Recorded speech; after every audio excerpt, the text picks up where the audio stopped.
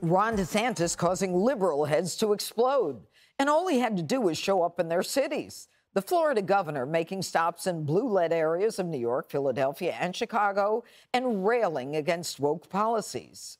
There should not be any of these woke prosecutors getting elected anywhere in the country at this point. And in Florida, our promise to parents is you send your kid to school in Florida, they're going to get an education, not a political indoctrination. We don't put up with woke ideology. We do not surrender to the woke mob. My state is where woke goes to die. But New York City Mayor Eric Adams isn't a fan, claiming DeSantis is the one who is out of touch.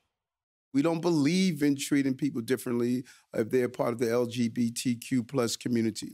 We just don't believe in the things that he believes in. We don't believe in using asylum seekers as props, sending them around the country. So there's a philosophical disagreement.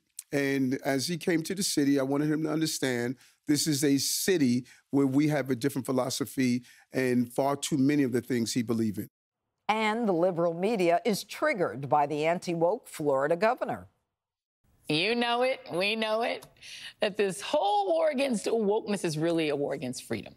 And you know what? Some conservatives and libertarians know it too. What's been a problem for Florida is now a problem for America. It isn't just about the cruise ship companies or Disney or even your woke gas stove.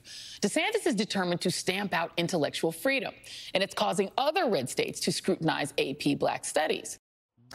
All right, Greg, I'll call on you because you reacted to this statement by Joy Reid that it's a war on freedom. It is a war on freedom if you believe men should be free to go into women's bathrooms simply by identifying themselves as women. It's a war against freedom if you think that teachers/activists can talk to your children about their gender without telling their parents. If you believe that's an impingement on freedom, then it is a war on freedom. It's actually a war against idiots.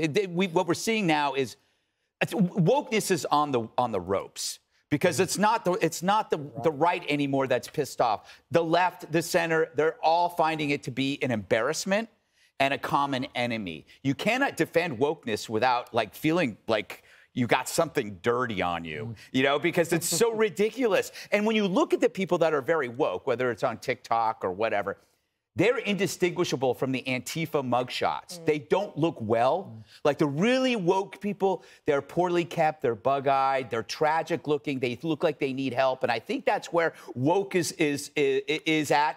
DeSantis realizes that confronting woke is free money.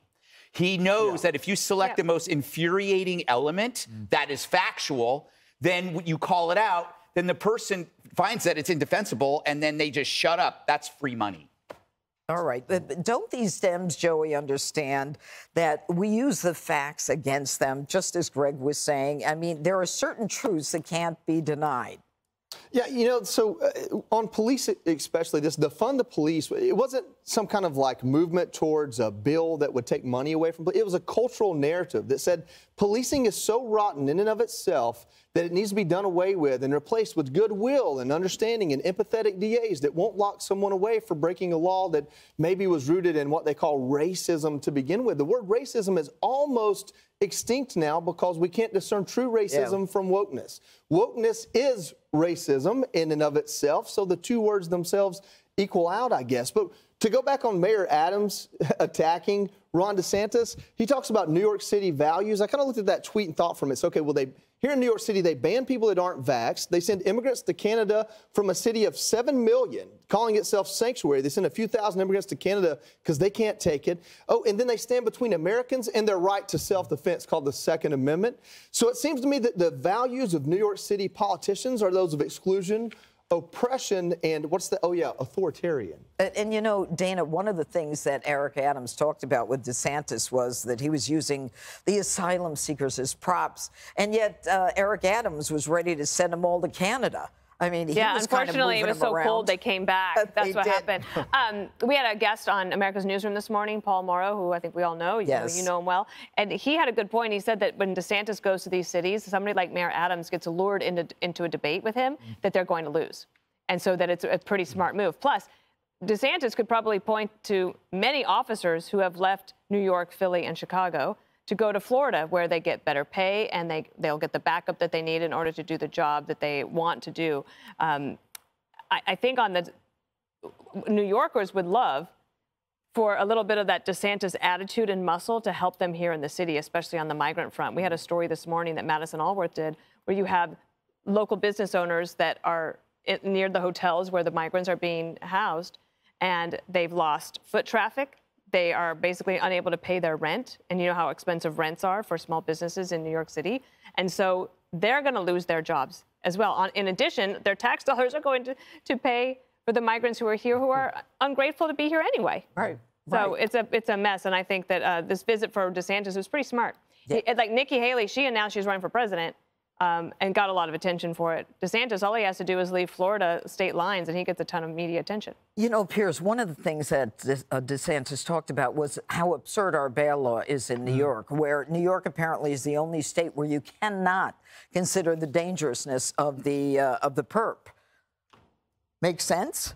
A lot of what he does and says makes sense. His actions make sense. His rhetoric makes sense. You know, I don't identify as a conservative, although we're in a world of limitless identification, so maybe tomorrow I will. You're a non-binary conservative. Yes, I'm a non-binary conservative, yeah. but the woke brigade drive me completely nuts. And Bill Maher said an interesting thing about this, that it used to be that the sort of right provided the comic lunacy, but now it's the left. And there are a lot of people like me who are probably slightly left of centre, slightly liberal, who look at these woke people. I mean, I look at Joy Reid, I think, in my worst nightmares sometimes, I wake up in a pool of sweat. And it's because I've been trapped on a desert island with Joy Reid for the rest of my natural life. And it eats inside my soul. It's like a flesh-eating bug. Because when she says the whole war against wokeness is really a war against freedom, it's the complete opposite. Yeah. Yep. The war is actually from the woke brigade against freedom. They want to tell us all how to think, how to eat, how to drink, what movies we can like, what statues we can like, what presidents we can say we liked. Every single aspect of our life, they want to control. That is the antithesis of freedom. It's actually a new form of fascism. So when they say stuff like that, you know DeSantis is onto something. I would simply say to the mayor of New York, DeSantis was captain and star baseball player for the Yale Bulldogs baseball team. He was also the special counsel to the commander of SEAL Team 1 in Fallujah. I wouldn't pick a Twitter fight with that guy. Right. He knows what he's doing, and I think he's a very impressive operator, Ron DeSantis, and he's going to take a lot of stopping. All right. Hi, everyone. I'm Brian Kilmeade. I want you to do me a favor. I want you to click to subscribe to the Fox News YouTube page. This is the only way that I know for sure that you're not going to miss any great commentary, any great news bites, any great interviews coming your way on Fox. You can get it all here on YouTube. So subscribe right now.